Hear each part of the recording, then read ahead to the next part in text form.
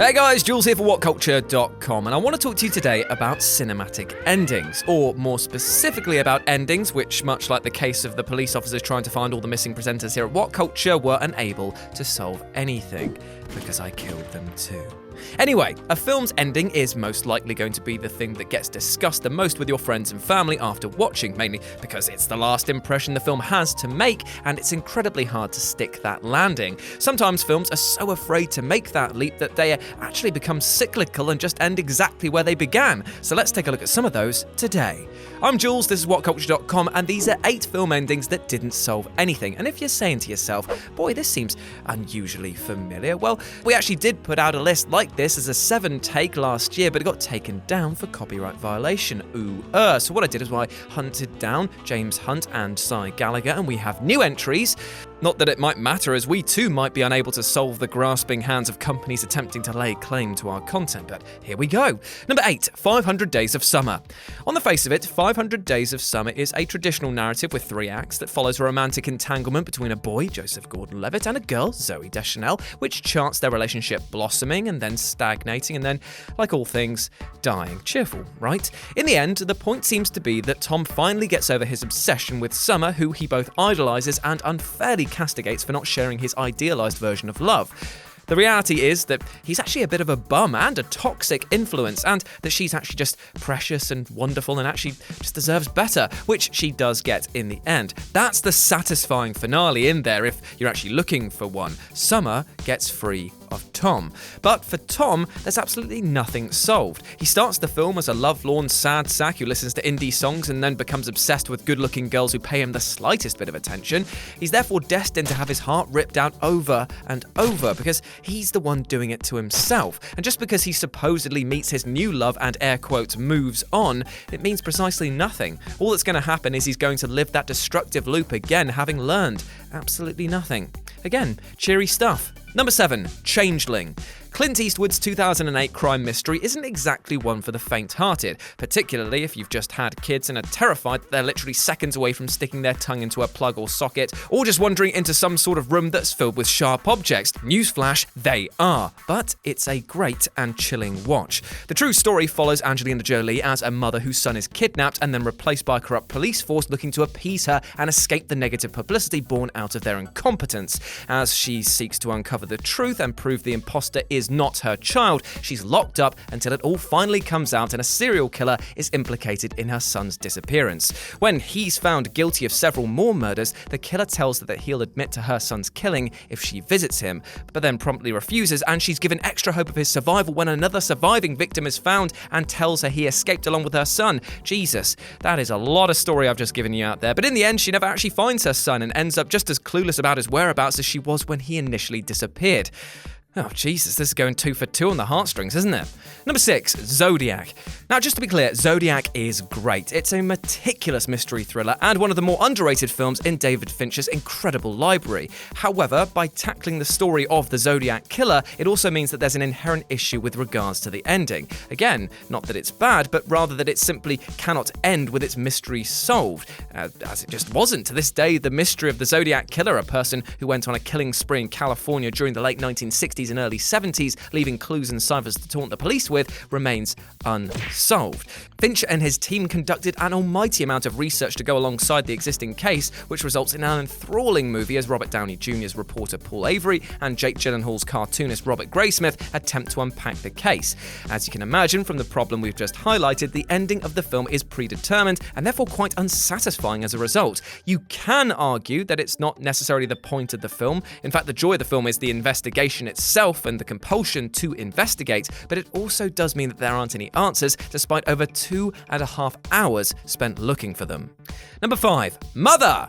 Mother is a film which divided audience, much like your mother divides her legs when she catches a sniff of a Greggs sausage roll, and is still being discussed, much like your mother, over its sheer wankiness. Also, that's my one per list.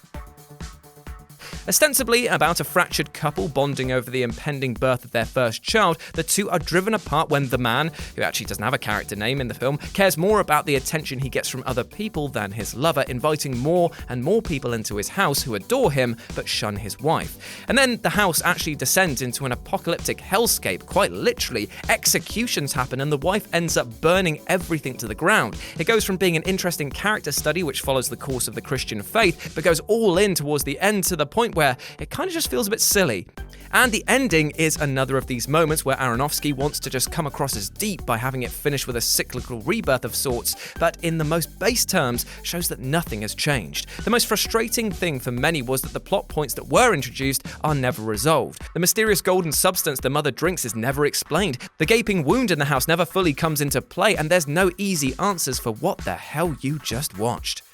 Number 4, Kick-Ass 2.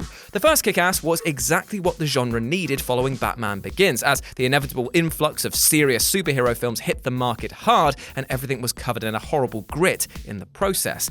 Here we had a realistic-ish setting that would let Aaron Taylor Johnson take on crime in the titular role and then grow into something much larger than life, much like he did. Flash forward to part 2 though, and what was a previously well-tied-up tale had to delve back to the comic book roots to find more threads to pull, and pull they did, resulting in a film with a lot of style, but nowhere near as good as the original. There's a very good reason that when all was said and done, Kick-Ass 2 just felt a bit phoned in, and in retrospect, did anything really get solved or progress?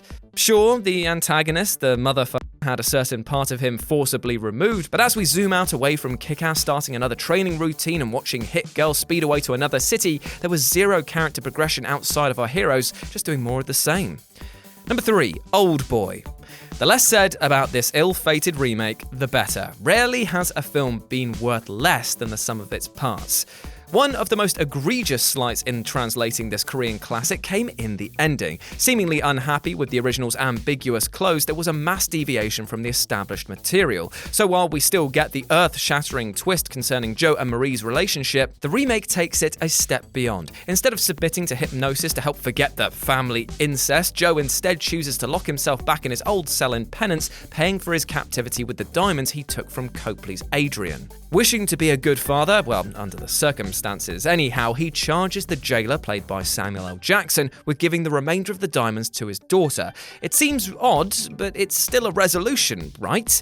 Well, not really. It may seem as if everything's all wrapped up, but there's still one rogue element in play: Samuel L. Jackson. Joe is relying on him to carry out the bargain, but what if he got cold feet? Newly reincarcerated Joe couldn't lift a finger to stop him. While the jewels made it to Marie, she's still very much vulnerable to attack. Indeed, Jackson came close to raping her earlier in the film, and hell, it's not as if this guy has a grudge to bear against Joe, right? Oh wait, he totally does. The guy painfully tortured him earlier in the film, and money or not, he's probably going to be itching for vengeance. Number 2, Surrogates.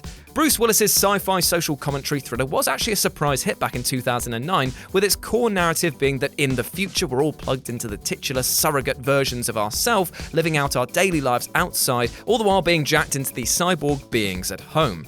There are upsides and downsides to this whole idea, and many viewers fall on two sides when it came to the end of the film, where Willis's character makes the decision to actually let surrogate creator Dr. Lionel Cantor's virus take effect and wipe them all out. However, the only comment that references the outside world is that it is free from surrogate bodies for now.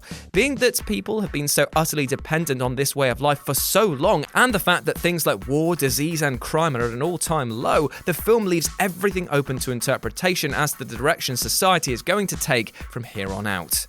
And number 1, The Birds. One of the most talked about psychological horrors in history, Alfred Hitchcock's masterpiece is still to this day regarded as such, thanks to the fantastic idea of taking an everyday occurrence such as seeing a flock of birds and making you think twice. I mean, I now look at seagulls, not in a sense that they're going to steal my chips, but more they're going to get out a blade and just shank me.